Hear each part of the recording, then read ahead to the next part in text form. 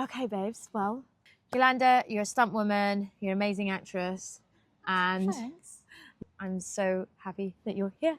So let's begin. I'm going to dive straight in and talk about your accident, actually. Yeah. Because obviously you're doing really well in stunts. And then all of a sudden in jiu-jitsu, you have quite a bad accident.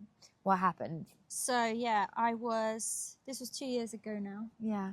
So I was sparring in jiu-jitsu and I was fighting a guy who's a bit heavier than me. And basically, a lot of people don't know what happened actually. Right. So a lot of people think, oh, was it a leg lock? But it wasn't. I was in his guard and I stood up to break his guard and get free. And when I did do the stand up, he kind of did a sit up, so I ended up carrying the guy. So I took his weight, and what happened was he then landed on my leg, and it just completely snapped in half and hyperextended. Oh my god! And so I went to hospital straight away, and had surgery straight away, and it's been a crazy recovery. So I had surgery. Now my leg, from here to here, I've got inside is metal. Mm-hmm. And I've got metal screws and metal pins and... Oh my god, does it go off in the airport? It's only once gone off in the airport. Oh, that's good. So yeah, apparently that doesn't happen. That's okay. like a myth. So I remember seeing your x-ray and also speaking to you when you were very high on a lot of drugs. Although you didn't have as many painkillers as you should. I didn't have morphine, no. That's amazing. I never took the crazy stuff because I didn't want to come out of hospital and like have a problem. So I just took the basic low dose. Oh my god, that's amazing. Yeah. But still, they did make me a bit drowsy. Yeah, and of course, and obviously that was like excruciatingly painful. Like, how did you find the rehab side? I think we spoke just after I'd come around from my anaesthetic, actually. Is that why those voice notes were like she was high on something? I don't know what. But I'd just woken up from surgery and I think I like messaged all my closest friends. I know. So obviously it was really traumatic. How on earth did you get back into training like 3 or 4 months after? So, yeah. There was a lot going on. My mum was my biggest inspiration at the time because she had quite a bad accident when I was about 13, I think I was.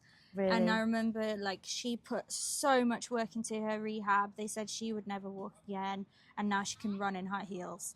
And love that. Like, yeah, she's amazing. Yeah. And she was always like, you just have to push through pain. Yeah. So that's just what I've done ever since, is just like push through pain. And like, yeah, as soon as I could do that, I was like, now I can get back into driving. Oh my god. So then I was like doing my driving training, drifting, whatever. She's just relentless. And then, once I could walk, I was like straight in the gym.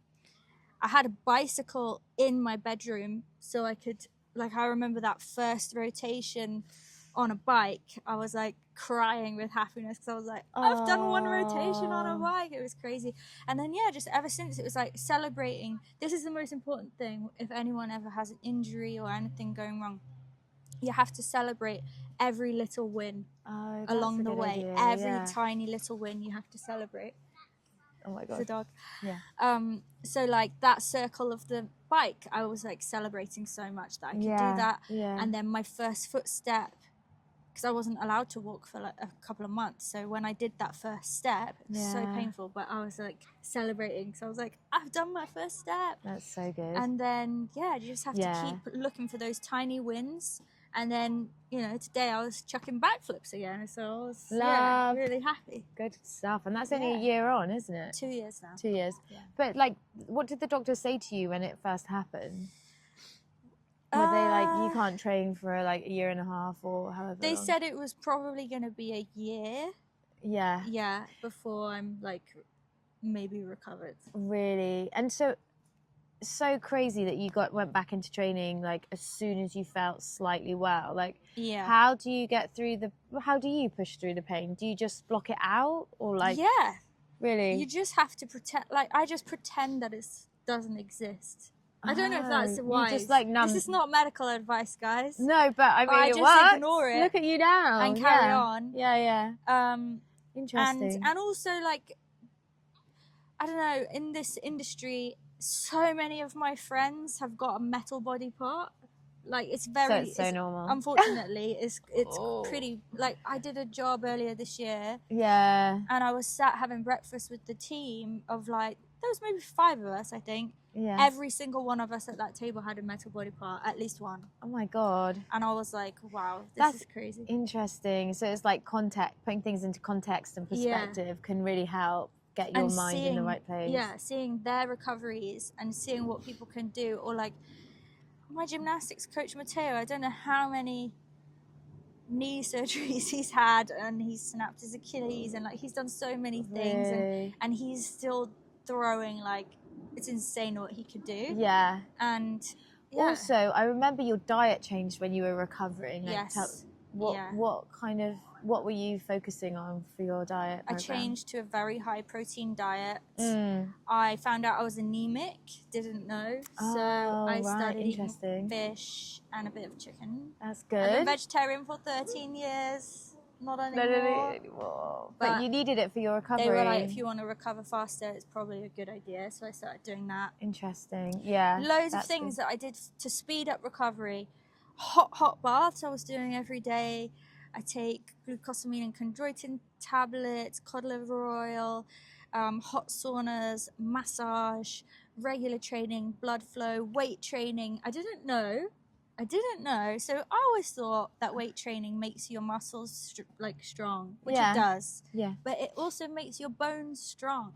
Does it? Yes. So if you want strong bones, you have to lift weights. So that's why when you get older, because they work hand in hand. Yeah. If you're not lifting heavy later in life, you'll get brittle bones, and that's why elderly people break their bones when because they fall over, and they've. Whereas if you're always like doing weight training, body weight training. Interesting. It's really good for you. And what did you do with blood flow? Was that just like the training side of things? To stimulate blood keeping blood flow, with exercise, massage. Wow, that's weights. so useful. If you can't train one part of your body, train another part of your body. Because you're still getting your blood flowing around your body. And like, I'm so proud of you now. Like, look, we're 2 years on, but even within 6-7 months, you were working again, right? Where was your first job? My first stunt job was with you. Oh, yeah. We went to Denmark. We went to Denmark and did a car crash, and that was my first stunt job. Yeah, that was That was like maybe 5 months after. And also, you had to run down, or was it? Oh, in the end, I ran down the sand dune, but you were preparing for that as well. And I hadn't run yet. Yeah. And we got to set because I thought we were just doing a driving job, no problem. And then they were like, yeah, we might need you to run down this sand dune. And I was like, cool. Thinking, I know. Let's see if I can do it. I know. There was so much. And then we did the drowning. Yeah. And then. Oh, yeah. This crazy lady went out 1 degrees Celsius waters, and she swam out to sea. Drowned. Like, I think you only needed to swim up to here, and you just went for it up to your neck. Oh my God, cold, it was such a fun job, and I was so glad I was with you because I felt comfortable that when you were driving in the crash, I was like, we're in it together. I trust her. And we had a nice spa day. That was we had an amazing spa day after, which was really nice. Production did that for us, but that's interesting. And tell me, like, obviously, you went straight back into jiu-jitsu. Like, why? What? Like, are you crazy? So, I decided I wanted to go back to jiu-jitsu. I'm not training like I was before, but I didn't want to have fear of the thing that put me in hospital. So, like, it was a mission of mine to get back on the mats, like, as early as I could, just to get rid of any fear.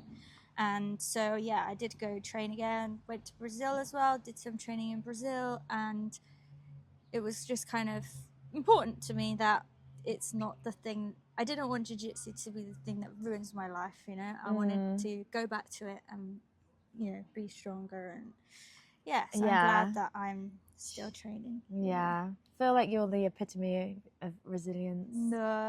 100%, girl. You're so strong. You're bossing it. You've been working loads. It's amazing. But I think it's really important if you ever have like a big life-changing event, it's important to be able to adapt and to pivot, you know? Yeah. So before my leg injury, I'd already trained in driving towards the British Stunt Register. back then it was a course with Silverstone Rally School. So I'd already done that, and I'd done driving jobs before. But when my leg was broke, obviously I couldn't go straight into like crazy stuff, couldn't do fight scenes that quickly. Yeah. So I thought, okay, what can I do? I can drive. So I went and worked at a place called Drift Limits, and I was like in the car every day then, and so I was getting loads of seat time, training, and it was really good. I love that way. Shift, and then have done loads of driving jobs since then, which is really great. So I think if you can pivot, you know, and you're like, okay, what can I do? I can't do this right now, but I can do something else. That's good. Work on what you can do, what you can control, and focus on that until you can.